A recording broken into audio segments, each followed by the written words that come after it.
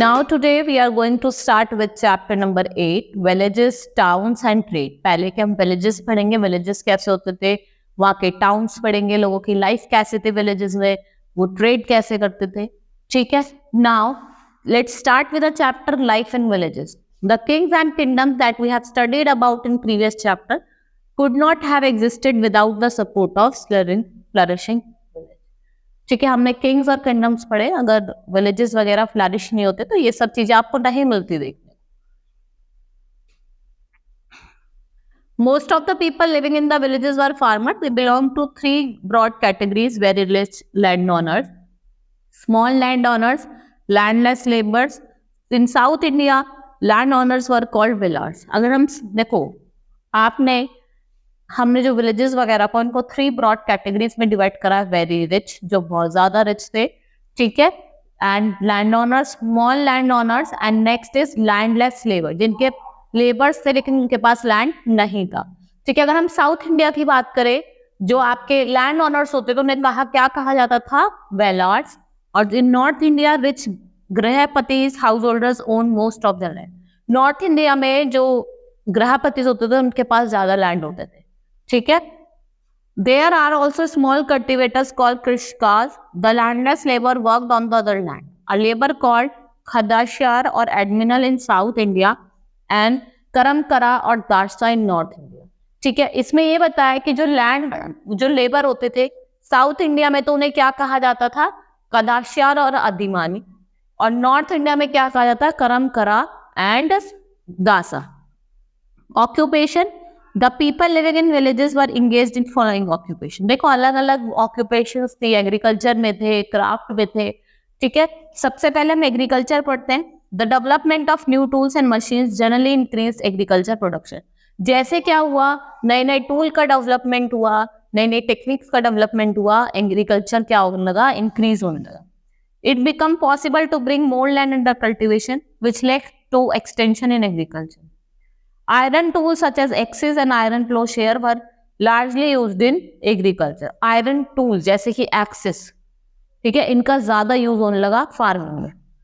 Axes helped in clearing the forest to cultivate food crop and the field were plowed with the help of iron plowshare. Field cultivate करने के लिए, forest को clear करने के लिए ये hand access, iron प्लो का use करने लगे. People were able to produce more grains from same piece of land. Agriculture production improved in the field by irrigation. ठीक है, जो एग्रीकल्चर प्रोडक्शन है वो इंक्रीज हुआ किसकी वजह से? जब आपको जो फील्ड ऑफ इरिगेशन था वो इम्प्रूव्ड हुआ through canals, wells, tanks and artificial lakes. Some of the stages in the construction of irrigation work. कुछ स्टेजेस है in the construction of irrigation work. जैसे first is king needed money for armies and places, palaces and forts. ठीक है, Kings को किसकी need थी? Money की need थी. किसके लिए? आर्मीज के लिए, पैलेसेस के लिए और फोर्ट्स के लिए. So they demanded taxes from farmers. फिर उन्होंने क्या करा? फार्मर्स से टैक्सेस मांगना, डिमांड करना स्टार्ट करा. Farmer had to increase production to pay. भाई अगर उन्हें पे करना है टैक्सेस तो ऑब्वियस सी बात है कि वो प्रोडक्शन को अगर इंक्रीज करेंगे. और प्रोडक्शन को इंक्रीज करना है और वो किससे पॉसिबल होगा? By irrigation only. अगर अच्छी तरीके से क्रॉप इरिगेट होगा वो जल्दी ग्रो होगा, ज्यादा प्रोडक्शन देगा. ठीक है, the king provided money and planned irrigation work. King provide करता था मनी और इरिगेशन वर्क दोनों. Labour was provided by the people. Labour कौन प्रोवाइड करता था? लोग प्रोवाइड करते थे. Production increase, in this way revenue increase. यही वजह से जब प्रोडक्शन इंक्रीज हो गया तो रेवेन्यू भी क्या हो जाएगा? इंक्रीज हो जाएगा. And farmer also benefit because crop production increase and become more certain. Farmers क्या हो गए? बेनिफिट हो गए, जिससे क्या हुआ? इनकी क्रॉप प्रोडक्शन तो इंक्रीज हो गई और वो क्या हो गए? मोर सर्टेन हो गए. Next is craft. Art and craft also flourish during this period. Villages had several type of craft such as potters, weaver, carpenters, blacksmith, goldsmith, garland makers, basket maker. Some people were also engaged in ivory making.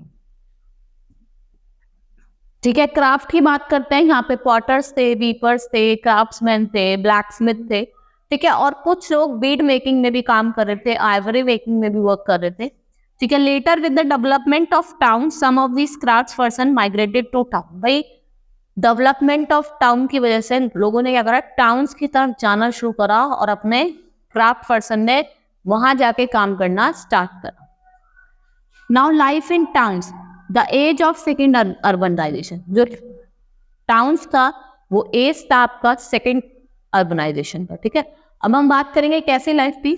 The change from village और rural life to city और urban life is known as urbanisation. Around 25 years ago, many towns and cities emerged in different parts of India. Greater agriculture production, growth of crafts, increasing trade and commerce led to emergence of towns and cities. ठीक है, क्या हुआ भाई, agriculture production increase हो गया, ठीक है, growth हो रहा था क्राफ्ट्स में, ट्रेड इंक्रीज हो रहा था, इससे क्या हुआ आपका emergence of towns and cities हुआ, ठीक है। Due to growth of large number of urban centres, this period is known as age of second urbanisation. This is called so because first urbanization took place during the period of Indus Valley civilization. Many of the cities were developed about 2500 years and were capitals of Mahajan. जो सबसे पहला urbanisation हुआ था वो आपके Indus valley civilisation में हुआ था। और सेकंड अर्बनाइजेशन कौन सा है आपका, आपका लाइफ इन टाउन्स, जब टाउन्स और सिटीज डेवलप होने लगे, ठीक है। नाउ सोर्सेज ऑफ इंफॉर्मेशन, भाई अब आप ये सोर्सेज भी तो कहीं से मिली होंगी, ये जो इन्फॉर्मेशन है ये भी तो किसी सोर्सेज से मिली होंगी, वो क्या सोर्सेज हैं। There are number of literary and archaeological sources which provides us information about emergence of cities and urban economy, ठीक है। Among these, the Sangam literature, the Buddhist Jatakas, the accounts of sailors, travelers, coin art and sculptures, and archaeological excavation at various places in North and South India, which have yielded remains of fortification, docks, reservoir, iron agriculture tools, weapons, were both mentioned. देखो संगम literature से भी हमें कुछ information मिलती है, Buddhist जटाका से और कुछ अकाउंट्स ऑफ सेलर्स जो आए थे उनसे भी हमें इंफॉर्मेशन मिलती है, ठीक है। Now features of towns and cities, अब कुछ फीचर्स हैं टाउन्स और सिटीज के, क्या फीचर्स थे। Some of these cities were surrounded by massive fortification, देखो वॉल्स खड़ी कर दी थी, फोर्टिफिकेशंस ऑफ वॉल हो गया था, मतलब वॉल करी गई थी टाउन्स और सिटीज के आसपास। Archaeological findings such as rows of pots, ceramic rings arranged on the top of each were known as ring well. There were probably used as जो ring wells उनको use किया जाता था as toilets, ठीक है, drains के लिए और garbage dumps के लिए, ठीक है। Next is sculpture carved scenes depicting people's lives in town, villages and forests. These sculptures were generally used to decorate railings, pillars. इनसे क्या होता था, रेलिंग्स को डेकोरेट करा जाता था, पिलर्स को डेकोरेट करा जाता था, तो गेटवेज जो होते थे मेन बिल्डिंग के उसको डेकोरेट करा जाता था, इनसे sculptures. Several thousands of coins of this period have been found from archaeological sites. These coins are पंचमांक coins. यहाँ पे coins मिले थे और कैसे coins मिले थे, पंचमांक coins मिले थे। Salt was produced plentiful among the sea. Merchant brought special gifts for the king that included vessels of silver, singing boys, beautiful women, fine clothes and fine wines, ठीक है।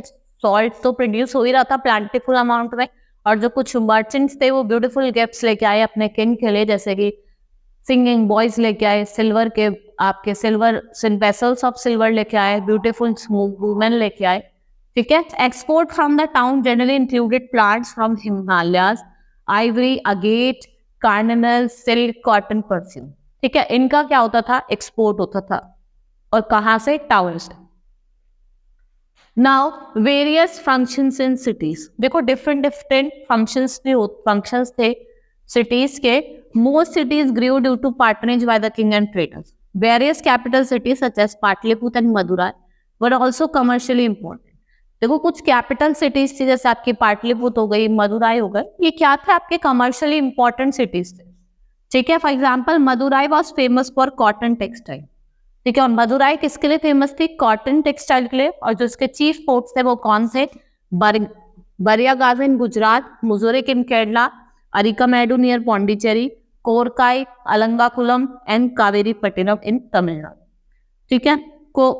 Kodumanal in Tamil Nadu was famous industrial centre, और जो कोडुमंडल था तमिलनाडु का वो famous किसके लिए है, इंडस्ट्रियल सेंटर है, जहाँ पे आपको ज्वेल्स, आयरन, स्टील इम्प्लीमेंट और टेक्सटाइल क्या होते हैं आपके प्रोड्यूस होते हैं।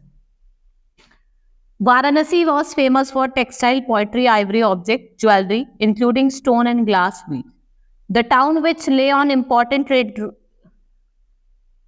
रूट, कुछ टाउन्स हैं जो आपके इंपॉर्टेंट ट्रेड रूट्स पे लाई करते हैं, जैसे मथुरा, उत्तर प्रदेश का मथुरा हो गया आपका, Nagarjunakonda, Amaravati, Kondapur in Andhra Pradesh, and many town cities developed as religious centre. और कुछ रिलीजियस सेंटर भी थी, जैसे आपका Srirangam Tamil Nadu, Mathura and Ayodhya in Uttar Pradesh, Bodh Gaya and Bihar. ये सारे क्या थे? Religious centre. हमने ट्रेडिंग सेंटर्स भी पढ़े और ये क्या थे आपके लास्ट में? Religious centre. ठीक है, अरिकामेडू जो आपका पौंडीचेरी में लाई करता है, उसके ऊपर केस स्टडी है, आप खुद पढ़ सकते हैं इसको। ठीक है, आप सिंपली एक बार रीड कर सकते हैं। अब हम बात करते हैं नॉर्दर्न किंगडम। अब नॉर्थ में कुछ किंगडम्स थे, जैसे सुंगास थे, ठीक है, सतवाहानास थे, ठीक है, वो पढ़ते हैं। After the decline of Mauryan dynasty many new kingdom emerged in north India.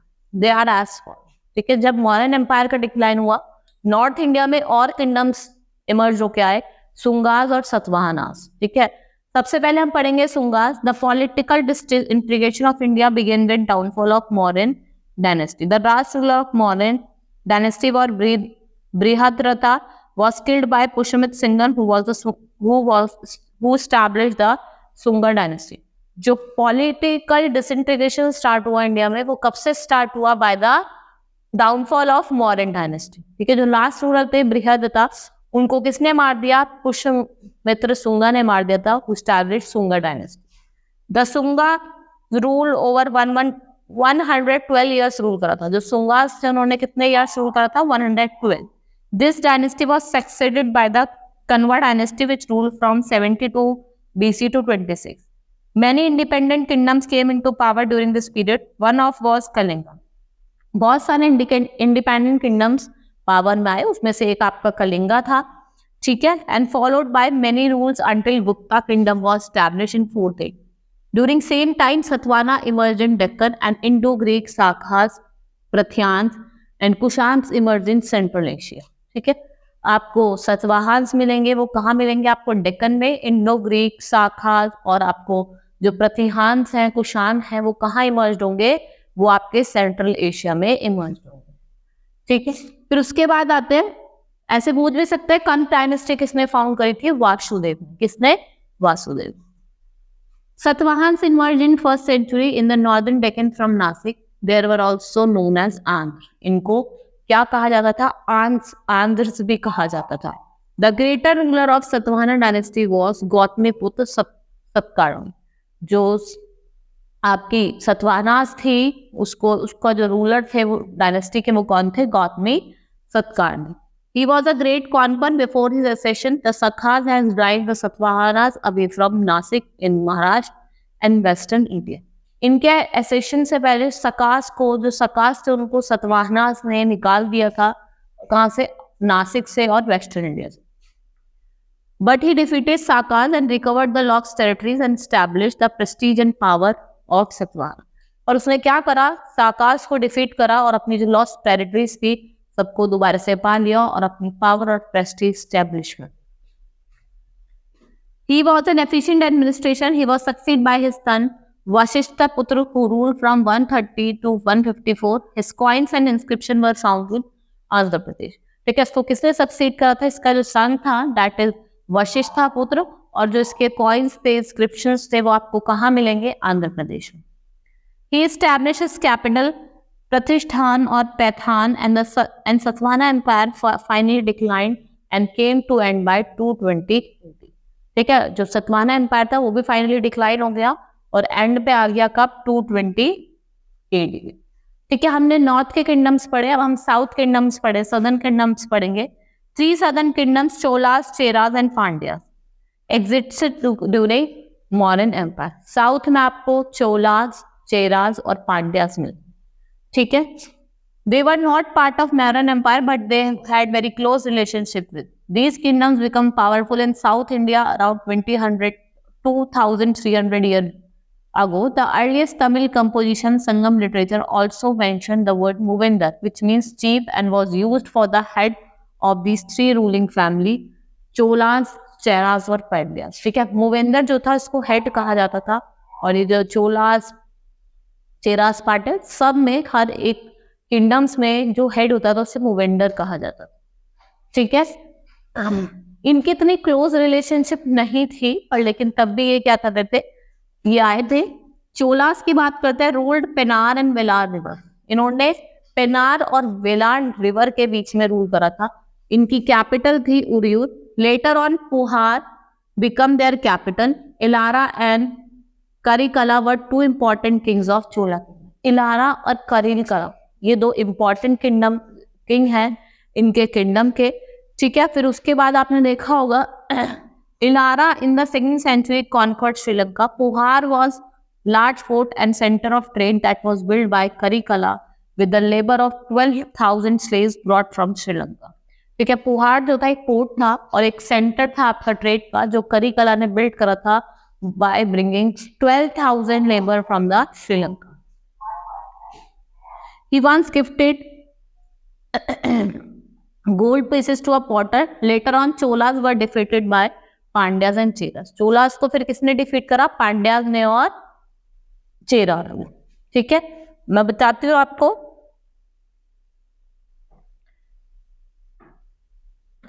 ये क्या है आपकी, जितनी भी ऑरेंज पार्ट में दिख रही है, ये कौन सी डायनेस्टी है? ये आपकी चोला डायनेस्टी है। This is your Chola dynasty and this is Chera. This one is Chera and this is Pandya.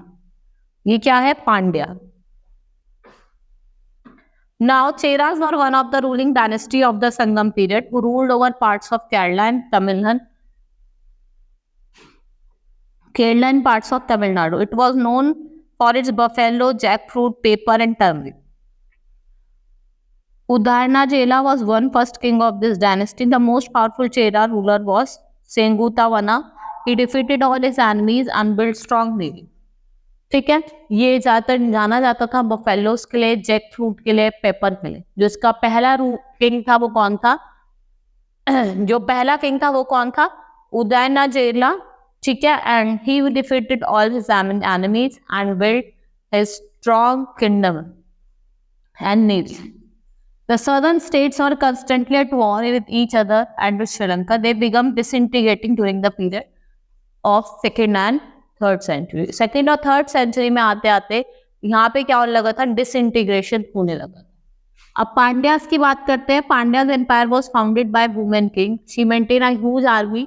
She also encouraged trade and patronized art as well as literature. ये किसने फाउंड करता? वुमेन किंग थी। इन्होंने अपनी बहुत अच्छी army बना के रखी, ठीक है, और इन्होंने ट्रेड भी करा और अपने आर्ट को भी पैट्रोनाइज करा। One of her successor Nedunjeliyan was a successful warrior. He remained constantly involved in battles with Cheras and Cholas. He extended his empire by defeating and annexing minor state. He was a follower of Vedic religion. और वो किसका follower था? Vedic religion का। And he love to compose poetry. उसको poetry compose करने में उसका बहुत ही ज्यादा शौक था। Now common features. अब कुछ कॉमन फीचर्स है चोलास, चेरास और पांड्यास। पहले हम बात करेंगे centre of power. Each of this kingdom has 2 centre of power, one inland and other on the. इन दोनों तीनों के क्या होते थे? 2 सेंटर ऑफ पावर थे, एक इनलैंड और एक आउट ऑफ द कोस्ट, जिसमें आपको 6 सिटीज मिलेंगी, जिसमें से आपकी इंपॉर्टेंट क्या है? आपके पुहार और मदुरै। एडमिनिस्ट्रेशन क्या था? The king had ultimate power and was advised on administrative matters by a council of ministers. King की अल्टीमेट पावर थी और को कौन एडवाइज करता था on the matter of administration? कौन था? Council of ministers. Now, local bodies took care of administration issues of village and district. Huge and messy army was maintained by all 3 southern kingdoms with the money that came from land and trade revenue. जो भी पैसा land से या trade revenue से आता था, उससे ही इन्होंने अपनी आर्मी को क्या रखा? स्टैब्लिश रखा। Now taxes. The chief of this kingdom do not collect regular taxes, but they demand and accept gifts from people. देखो, रेगुलर टैक्सेस तो कलेक्ट नहीं करते थे, लेकिन ये गिफ्ट्स वगैरह डिमांड करते थे लोगों से। And they collected tribute from neighbouring areas also when they were on military expedition. लेकिन इन्होंने ट्रिब्यूट भी कलेक्ट करे जब वो आर्मी एक्सपीडिशन पे थे। Tributes poet generally compose poem.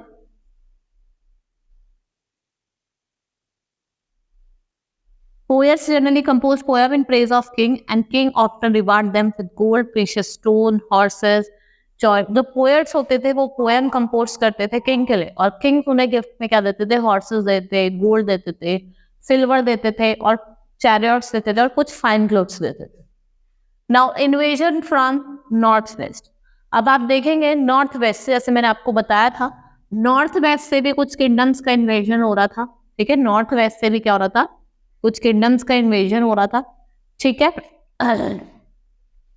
As the modern empire declined, the number of small and weak kingdoms emerged in the northwest. They fought with each other, but some foreign powers took advantage of the situation and became successful. लेकिन कुछ foreign power थी, उन्होंने इस चीज के advantage ले और ये सक्सेसफुल हो गए. जैसे आपके इंडो ग्रीक आए थे, ये पहले फर्स्ट इन्वेडर थे. दे रूल्ड इन बैक्टीरिया नॉर्दर्न अफगानिस्तान. जो ये अफगानिस्तान वाली जगह है, इन्होंने यहाँ पे रूल करा था. ठीक है. And the most famous Indo Greek ruler was Menander and Milinda, who ruled from 165 to 145 BC. जो मेलांडर थे उन्होंने 165 से 145 बीसी तक रूल करा.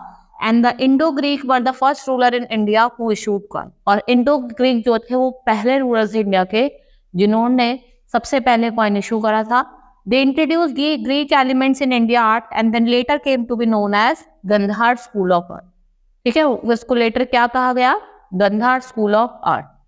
शाकाज भी आए थे. Shakas also called Scythian, replaced Indo-Greek. They established themselves at Takshila and Mathura in western India. And central India, they were divided into 5 branches and ruled over 5 areas. इनको 5 branches में डिवाइड करा गया. आपका मथुरा हो गया, अफगानिस्तान हो गया, पंजाब हो गया, दक्कन हो गया. ठीक है, और कुछ parts of western India. The province were look after bye साखा किंग कॉल्ड सत्रा. ठीक है, जो प्रोविंसेस है उसको कौन देखता था? एक साखा किंग था जिसका नाम था सत्रपाल. Rudradaman was one of the most famous Saka ruler. In 4th century, Shaka were defeated by Gupta. 4th centuries में शाखा को किसने डिफीट कर लिया? गुप्ताज ने डिफीट कर लिया. फिर आते हैं आपके पार्थियंस. पार्थियन जिन्हें हम पहलवान्स भी कहते थे, ये भी were another tribe from central Asia. They occupied large portion of north west including Gandhara by defeating Sakas. ठीक है, इन्होंने भी large portion of north west को ऑक्यूपाई कर लिया था by including Gandhara by defeating Sakas. इनको डिफीट करके साकास को डिफीट कर. The greatest ruler of Parthians was Gondophares. It is said that Gondophares was later converted to Christianity by Saint Thomas. ठीक है, उनको क्रिश्चियनिटी में चेंज कर दिया था. और किसने करा था? सेंट थॉमस ने. ये डिसिपल थे आपके जीसस क्राइस्ट के. And Kushans overthrew the Parthians. और कुशान ने क्या करा? पार्थियंस को ओवरथ्रू कर दिया. अब कुशान्स आते like Shakas. Kushans were also nomadic tribe, branch of great Yu Qin tribe. They left their original home in Chinese Turkmenistan in the 1st century and defeated Greek ruler of Afghanistan. ठीक है, इन्होंने अपना ओरिजिनल होम छोड़ दिया था in the Chinese Turkestan और they defeated Greek ruler of Afghanistan. They also defeated the Shakas and occupy entire north western of India. ठीक है, इन्होंने क्या करा था? आपके शाकास को डिफीट करा था और एंटायर नॉर्थन वेस्टर्न इंडिया को क्या कर लिया था? ऑक्यूपाई कर लिया था. फिर कनिष्क आते हैं. was the most famous Kushan king. He ascended the throne in 78. His empire touched the border of all the great civilization. The Kushan exchanged embassies with Chinese as well as Roman. जो कुशान थे उन्होंने अपनी embassies को Chinese के साथ और Romans के साथ क्या करा था? एक्सचेंज करा था. Purushapura present day Peshawar was Kanishka capital. ठीक है, पुरुषपुरा कनिष्क की कैपिटल थी. He issued numerous gold coins which can be found even as far east as Mathura and Banana. After ruling for 2000 years, from middle of 1st century to the 3rd century, Kushan Empire collapsed. उसके बाद क्या हुआ था? जो आपका Kushan empire था कुछ time बाद क्या हुआ था? कोलैप्स्ड. ठीक है, इट वाज कोलैप्स्ड. फिर हम बात करेंगे सिल्क रूट की. The technique of growing and making silk was first invented in China in about 5000 BC. The China rulers sometimes used to send it as a gift to ruler of Iran and West Asia. ठीक है, जो growing और making of silk थी वो सबसे पहले कहाँ start हुई थी? चाइना में स्टार्ट हुई थी. और 5000 BC में स्टार्ट हुई। पहले इनको in a form of gift भी रूलर्स के लिए सेंड करा जाता था। It demand increase among royal family as they learn about this fabric and admired. ठीक है, उनकी डिमांड इंक्रीज हो गई रॉयल फैमिली में। ठीक है, और उन्होंने क्या करा, इस फैब्रिक को बहुत ज्यादा एडमायर करा। As a result, the traders and merchants started to carry it off far distance destination, which required them to cross cold and barren land, difficult terrain and mountain passes on foot, horseback or other carriage. The bulk of silk was carried on the backs of horses and camels. The path they followed collectively came to be known as Silk Route. और जो path इन्होंने follow करा था इस travel करने के लिए, उससे क्या कहा जाता है, Silk Route कहा जाता है। The Silk Route was a land route along which Chinese silk was transported to Mediterranean region and Europe. ये वो रूट था जिसमें जो चाइनीज सिल्क है उसको ट्रांसपोर्ट करता कहाँ, मेडिटेरियन रीजन एंड यूरोप। फिर generally silk route become very important trade route connecting eastern and western world and large amount of other specialty goods like proclaims, spices, Muslims, gemstones, perfume, incense sticks and other items started to be transported from one part of the world to other. Along with goods, the ideas, faiths, culture, tradition also travel. ऐसा नहीं है कि खाली good ही travel करे थे, वहाँ के culture, वहाँ के ट्रेडिशन भी ईस्ट टू वेस्ट ट्रैवल करे। ठीक है, now the Kushans were the most important ruler who control the silk route and gain sizeable income from the taxes collected from the trader.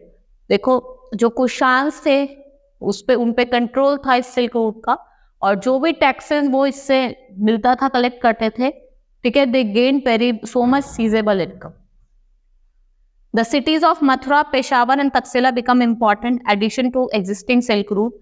Gold coins issue by Kushan ruler were widely used in this. जो gold coins थे उनको ज्यादा use करा जाता। ठीक है, next is Buddhism. Buddhism now split into two sects known as Hinaya और महायान। हिनाय और महायान, बुद्धिज्म को दो सेक्ट्स में डिवाइड करा गया, दैट इज हिनायन और Mahayana. The followers of Hinayana looked upon Buddha as a teacher and guide, they do not regard him as a deity of god. जो Hinayana Buddhism है वो इसको एज अ टीचर मानते थे और गाइड मानते थे, not as a god. They did not believe in idol worship, but the followers of Mahayana believe the Buddha was an incarnation of god like Ram and Krishna.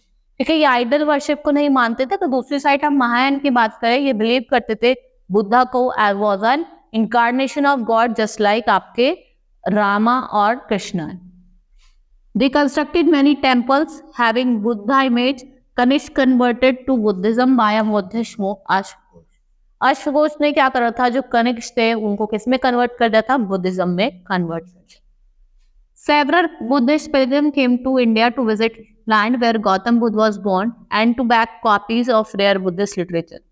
Fayan and Huansang, two Chinese pilgrims who visited in the times of Gupta and Harshvardhan.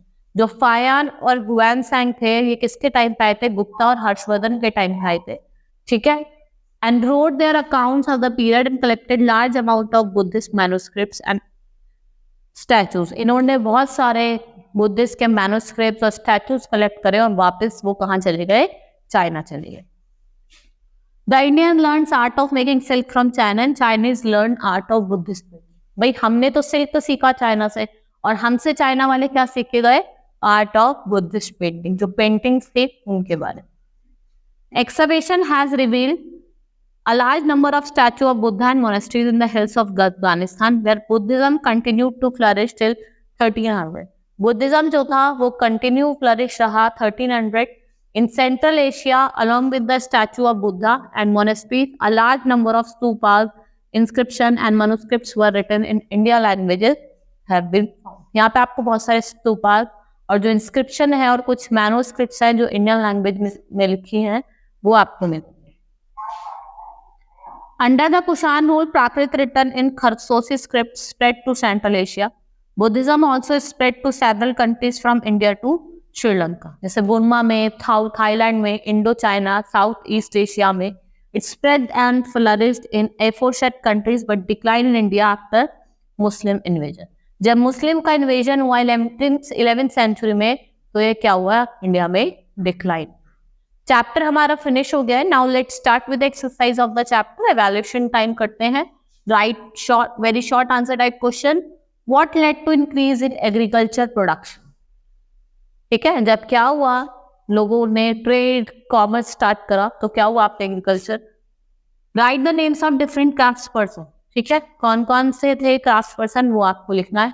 What is urbanization? Which empire was founded by women king? कौन सा empire women king ने found करा था, वो आपको बताना है। Who was the famous Indo Greek ruler? Now short answer, who was known as, what was known as the age of second urbanization? किसे कहा जाता है, life of town. Which were the literary and archaeological sources that provide information about emergence of new cities and urban economy of the contemporary period? Write a note on common features of Cholas, Cheras और Pandyas. हमने अभी चोलास, चेरास और पांड्यास पढ़े थे, आपको उनके बारे में एक कॉमन फीचर्स लिखना है। Write a note on connection the famous Kushan king.